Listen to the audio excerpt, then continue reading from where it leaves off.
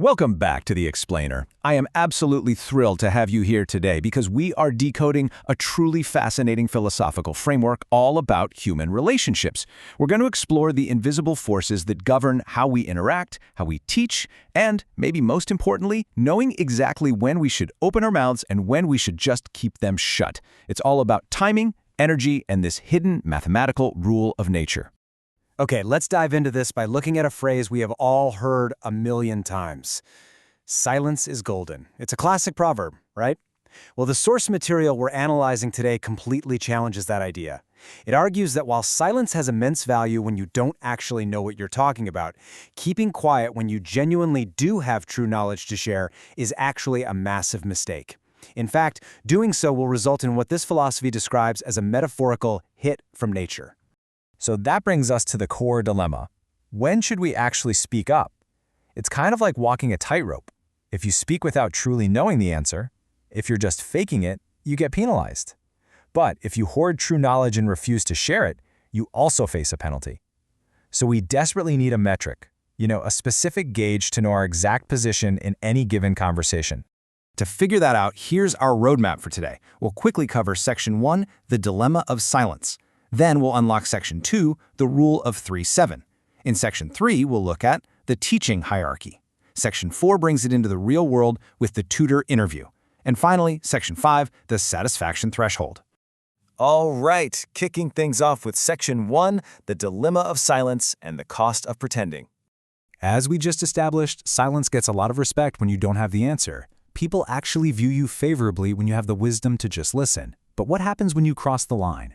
Think about the first scenario, pretending to know. When you do this, you get penalized because you're projecting a total falsehood. Now consider the flip side, withholding true knowledge. The source philosophy views true knowledge literally as nature's energy. If you hoard that energy and refuse to share it, nature penalizes you for wasting it. Correctly measuring your own position is absolutely the only way to avoid these penalties. Moving right along to Section 2, the rule of 3-7, the cosmic math.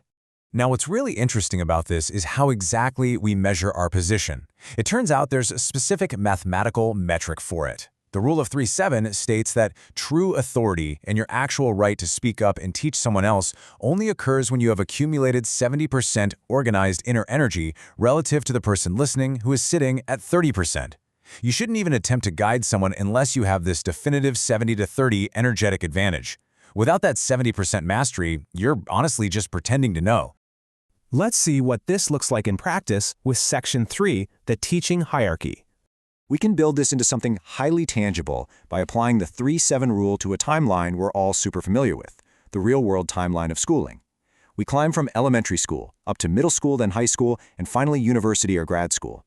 According to the source, our right to speak and teach evolves dynamically as we move up these steps.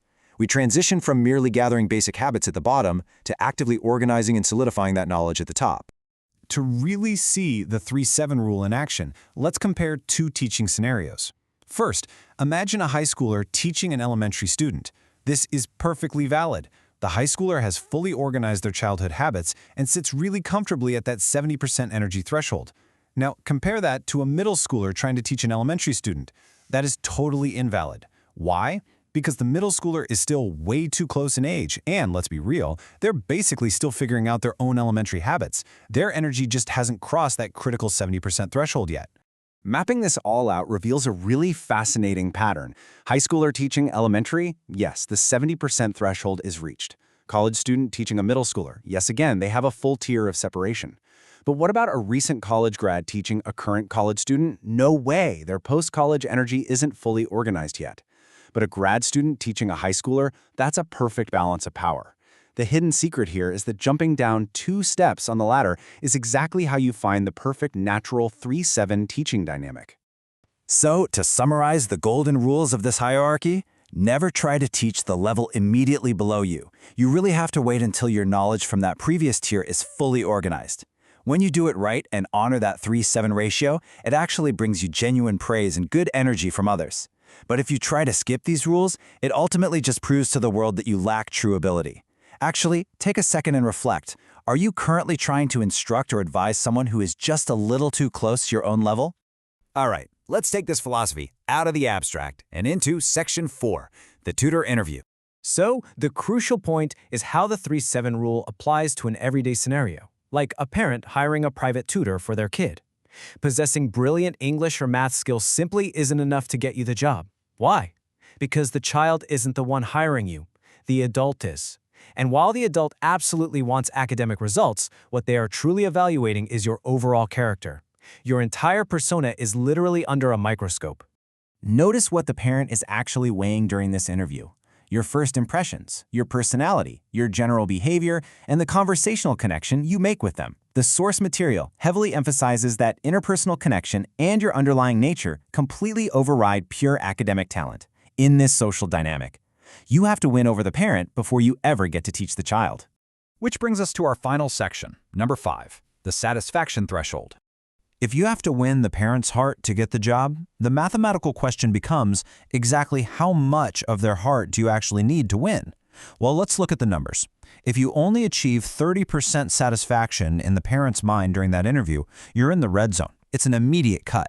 Even if a desperate tutor offers to work for way less money at this stage, the parent will still reject them. The connection is just too weak. Moving up to the 50% mark, you enter the yellow zone. At 50% satisfaction, the parent tilts their head in hesitation. They just aren't sure. If the tutor tries to ask for a high salary at this really delicate 50% stage, they're instantly cut from consideration. You just haven't earned the right to make demands yet. And this brilliantly illustrates the magic number. At 70% satisfaction, the dynamic completely shifts. If the parent's heart is 70% won over by your character, you get an automatic okay. You're hired. And here's the real kicker. At 70% satisfaction, the tutor can even charge a premium rate, and the parent will gladly pay it. But hold on, what about 100%? Why stop at 70? Well, the source material reveals a pretty surprising fact about human nature. 100% human satisfaction is mathematically and naturally impossible. The philosophy lays out a hard truth. 100% doesn't exist. 70% is true satisfaction. In human terms, hitting that 70% mark translates to someone thinking you're pretty good. And reaching that 70% threshold is the absolute pinnacle of being accepted by another person. You literally cannot do better than 70%.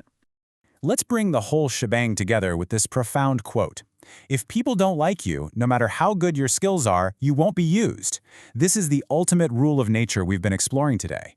You could have 100% mastery of a subject, but those brilliant skills are entirely useless if your character and your timing can't secure that 70% satisfaction threshold with the people around you. So as we wrap up this explainer, I want to leave you with a final provocative question. Are you hitting that 70% mark for the people around you? Are you speaking only when your knowledge is fully organized, and is your character genuinely winning over the room? I highly challenge you to evaluate your own timing and your own energy this week. Mastering your own 3-7 dynamic might just completely change the way the world responds to you. Thanks so much for joining me to explore this, and keep learning.